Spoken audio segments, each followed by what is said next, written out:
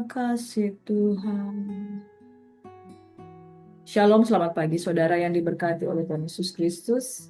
Jumpa lagi bersama dengan Gracia Home Compassion Channel dalam perenungan firman Tuhan di pagi hari ini. Mari kita renungkan firman Tuhan. Sebelumnya kita mohon pertolongan dari Tuhan Yesus Kristus. Bapa, terima kasih. Bapa yang kami sembah, yang kami kenal dalam nama Yesus. Terpujilah namamu Tuhan. Kami rindu untuk kebaikan-Mu tetap dalam kehidupan kami untuk selama-lamanya. Kami mau sambut kebenaran firman-Mu dengan pertolongan daripada Tuhan Yesus yang memberikan kami hikmat, kekuatan, pengenalan yang benar akan Tuhan dalam hidup kami. Dalam nama Yesus Tuhan kami berucap syukur, kami sambut firman-Mu. Haleluya. Amin. Bapak Ibu Saudara yang diberkati, kita akan merenungkan firman Tuhan dari 2 Korintus 10 ayat yang pertama hingga 2 Korintus 11 sampai ayat yang ke-6. Satu topik yang saya rindu untuk bagikan dengan kita semua yaitu melayani dengan hatinya Kristus. Kita tidak melayani dengan gengsi dunia. Banyak orang menilai kepemimpinan atau pelayanan itu dari performance. Seberapa hebat, seberapa kuat, seberapa dahsyat karismanya ya. Melayani dengan karisma yang kemudian orang ini begitu mempesona sampai diikuti oleh banyak orang. Ya, cara bicara yang meyakinkan, nah penampilan karismatik dan influence-nya yang begitu besar menjadi influencer. Namun penulis dari kitab ini yaitu Paulus berkata bahwa jemaat Korintus dengan hati yang berbeda, lembut namun tegas untuk menegaskan bahwa pelayanan yang sejati bukan tentang outside performance, melainkan your loyalty into Christ. Amin. Mari kita baca firman Tuhan ini bersama-sama. Demikian firman Tuhan. Aku, Paulus, seorang yang tidak berani bila berhadapan muka dengan kamu, tetapi berani terhadap kamu bila berjauhan. Aku memperingatkan kamu demi Kristus yang lemah lembut dan ramah. Aku meminta kepada kamu, jangan kamu memaksa aku untuk menunjukkan keberanianku dari dekat. Sebagaimana aku berniat bertindak keras terhadap orang-orang tertentu yang menyangka bahwa kami hidup secara duniawi. Memang kami masih hidup di dunia, tetapi kami tidak berjuang secara duniawi. Karena senjata kami dalam perjuangan bukanlah senjata duniawi, melainkan senjata yang diperlengkapi dengan kuasa Allah yang sanggup untuk meruntuhkan benteng-benteng. Kami mematahkan setiap siasat orang dan merubuhkan setiap kubu yang dibangun oleh keangkuhan manusia untuk menentang pengenalan akan Allah. Kami menawan segala pikiran dan menaklukkannya kepada Kristus. Dan kami siap sedia juga untuk menghukum setiap kedurhakaan bila ketaatan kamu telah menjadi sempurna. Tengoklah yang nyata di depan kamu. Kalau ada seorang benar-benar yakin bahwa ia adalah milik Kristus, hendaklah ia berpikir dalam hatinya bahwa kami juga adalah milik Kristus sama seperti dia. Ya, firman Tuhan di ayat 1 hingga ayat 7 ini kita lihat memang kita hidup secara dunia, tapi tidak berjuang secara dunia. Senjata dalam perjuangan bukan senjata duniawi, melainkan senjata yang diperlengkapi dengan kuasa. Katakan sama-sama dengan kuasa, dinamit ya, dinamo Tuhan yang memberkati kehidupan kita sehingga kita melayani dengan kuasa. Kuasa itu yang selalu meruntuhkan benteng baik itu benteng-benteng dosa, benteng-benteng keangkuhan ya. Jadi setiap siasat orang itu diruntuhkan. Keangkuhan manusia itu diruntuhkan. Untuk yang menentang pengenalan akan Allah itu diruntuhkan. Segala pikiran-pikiran itu ditaklukkan kepada Kristus. Nah, saudara yang diberkati, kuasa Tuhan itu meruntuhkan benteng-benteng. Makanya kita tidak hidup sesuai dengan apa kata dunia secara dunia, tapi menurut pandangan Kristus. Bahkan jikalau aku akan melebih-lebihkan bermegah atas kuasa yang dikaruniakan Tuhan kepada kami untuk membangun dan bukan untuk meruntuhkan kamu, maka dalam hal ini aku tidak akan mendapat malu. Tetapi aku tidak mau kelihatan seolah-olah aku menakut-nakuti kamu dengan surat-suratku. Sebab kata orang, surat-suratnya memang tegas dan keras, tapi bila berhadapan muka, sikapnya lemah dan perkataan-perkataannya tidak berarti. Tetapi hendaklah orang yang berkata demikian menginsyafi bahwa tindakan kami bila berhadapan muka sama seperti perkataan kami dalam surat-surat kami bila tidak berhadapan muka. Saudara, kalau dikatakan bahwa Paulus itu tidak berani menghadapi dengan orang, itu sudah mengalami metamorfosis yang begitu luar biasa. Dulu dia penganiaya jemaat. Ketika dia bertobat, lahir baru, dia menjadi seorang yang juga teguh, keras, dan tegas kepada setiap orang. Bahkan Yohanes yang disebut Markus itu mereka tidak mau bawa, karena dia seorang yang meninggalkan mereka dalam pelayanan. Tapi seiring dengan berjalannya waktu, Paulus mengalami transformasi, baik karakter, kelembutan hatinya, temperamennya, saudara diubahkan Tuhan. Tapi sekali lagi dia katakan, bukan berarti dia lemah dan perkataannya tidak berarti. Surat-suratnya tetap tegas dan keras, tapi temperamennya itu mengalami metamorfosis. Karena Tuhan bekerja bergerak dalam kehidupannya menjadi seorang yang lebih wise, seorang yang lebih menggembalakan. Lanjut di dalam 2 Korintus 10 ayat 12 dan seterusnya. Memang kami tidak berani menggolongkan diri kepada atau membandingkan diri dengan orang-orang tertentu yang memujikan diri sendiri. Mereka mengukir dirinya dengan ukuran mereka sendiri dan membandingkan dirinya dengan diri mereka sendiri. Alangkah bodohnya mereka. Sebaliknya kami tidak mau bermegah melampaui batas, melainkan tetap di dalam batas-batas daerah kerja yang dipatok Allah bagi kami, yang meluas sampai kepada kamu juga. Sebab dalam memberitakan Injil Kristus kami telah sampai kepada kamu sehingga kami tidak melewati batas daerah kerja kami, seolah-olah kami belum sampai kepada kamu. Kami tidak bermegah atas pekerjaan yang dilakukan oleh orang lain di daerah kerja yang tidak dipatok untuk kami. Tetapi kami berharap bahwa apabila imanmu makin bertumbuh, kami akan mendapatkan penghormatan lebih besar lagi di antara kamu jika dibandingkan dengan daerah kerja yang dipatok untuk kami. Ya, kami hidup supaya kami dapat memberitakan Injil di daerah-daerah yang lebih jauh daripada daerah kamu yang tidak bermegah atas hasil-hasil yang dicapai orang lain di daerah kerja yang dipatok untuk mereka. Tetapi barang siapa bermegah, hendaklah ia bermegah dalam Tuhan.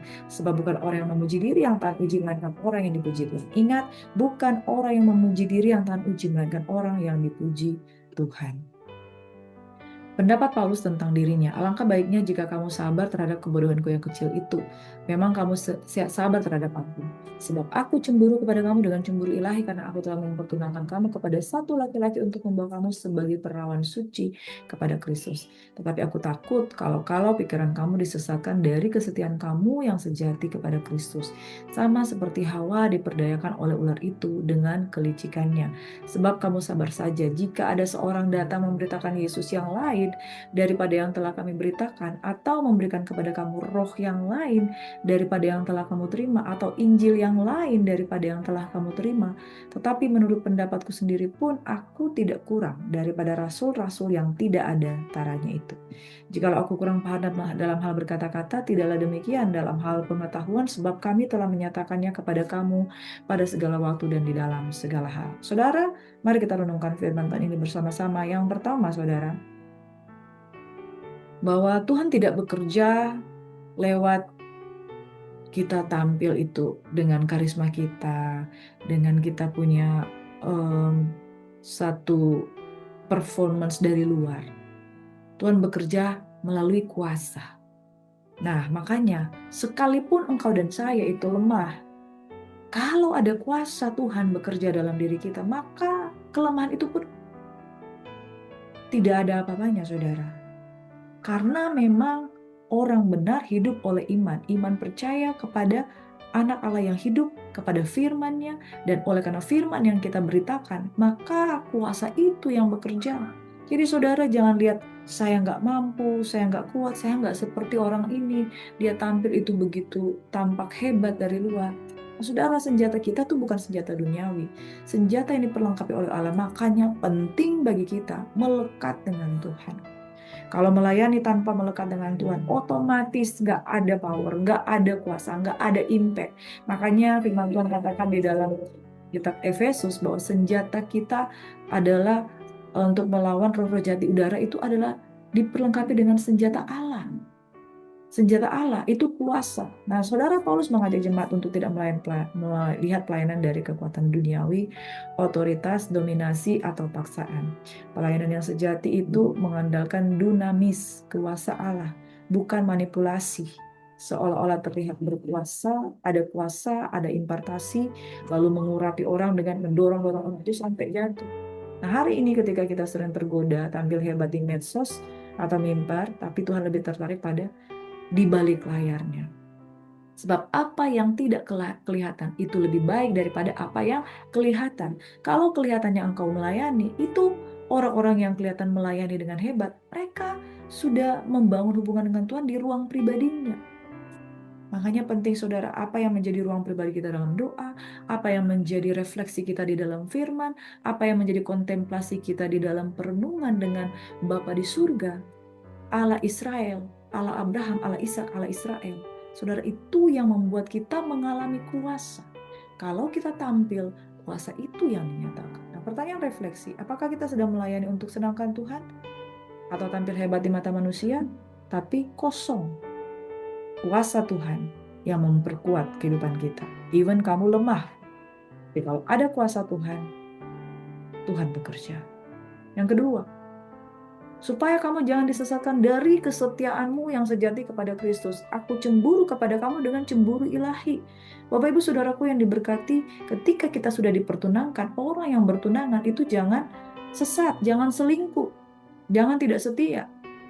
Melekat dengan Tuhan, jaga itu hubungan, fokus saudara. Orang yang tidak fokus, dia akan menyimpang, orang yang mendua hati tidak akan tenang hidup. Saudara, Paulus katakan, aku khawatir dengan cemburu ilahi karena aku telah mempertunangkan kamu. Jangan sampai kamu terpesona dengan pengajar lain. Hati-hati, rasul-rasul palsu, nabi-nabi palsu membawa ajaran yang menyimpang. Yesus yang lain, roh yang lain, Injil yang lain yang tidak memuliakan Tuhan. Nah, zaman sekarang ini bisa berarti tergoda oleh budaya populer, motivator yang palsu, dan kekristenan yang tidak dangkal. Selalu mau di permukaan saja, tidak mau mendalam, tidak mau ada pertobatan. Bahaya kekristenan tanpa salib, kekristenan tanpa pertobatan yang ada adalah menajiskan hubungan dengan Tuhan karena kompromi dengan dosa. Saudara, kita harus kembali kepada Injil yang murni, setia kepada Tuhan, bukan sekedar jadi influencer rohani yang hanya jual kecap, jual kemasan tanpa isinya kosong.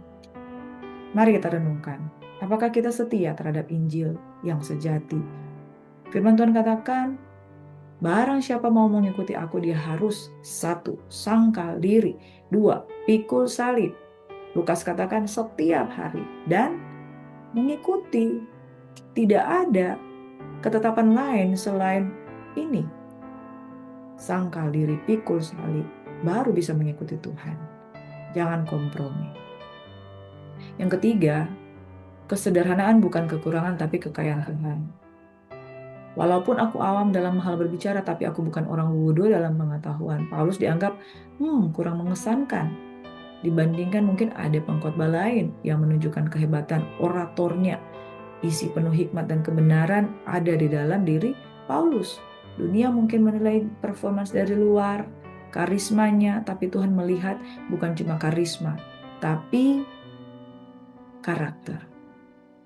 Karisma dan karunia akan membuat kita menjadi hebat dalam pelayanan. Tetapi karakter itu yang membuat kita bertahan di dalam kesetiaan kepada Tuhan. Nah, saudara, apakah kita hanya sekedar pengen tampil keren? Atau nggak apa-apa sederhana, tapi kebenaran yang besar. Kesimpulan dari perenungan firman Tuhan pada pagi hari ini, hati-hati, pelayanan jangan berorientasi performance, penampilan luar.